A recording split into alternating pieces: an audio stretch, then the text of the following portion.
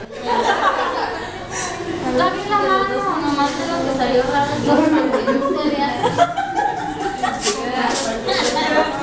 El pobre amor era la María. Mira, y aquí es que pone la caguama, pues así está. Borracho, macho. ¿A mí se la guacha?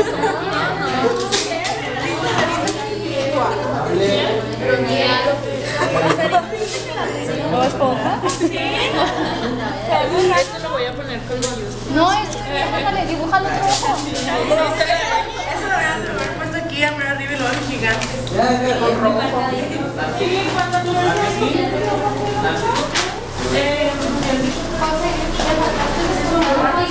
Sí. Vamos.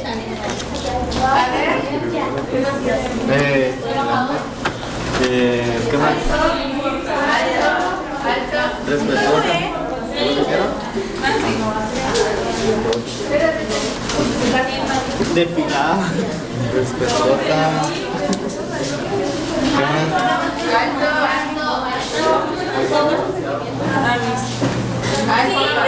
no, que tengo una estatura normal. Podemos dar una conclusión final de qué son estas pláticas, para qué me sirve a mí conocer las diferencias entre hombres y mujeres y para qué me sirve a mí conocer los derechos y obligaciones que tengo yo como hombre y que tienen las mujeres, y también pues de qué me sirve a mí la participación ciudadana y sobre todo la importancia de que tanto mujeres como hombres, o tanto hombres como mujeres en general, participemos en la sociedad. ¿De qué me sirve eso a mí? Pues para qué lo tendría que hacer.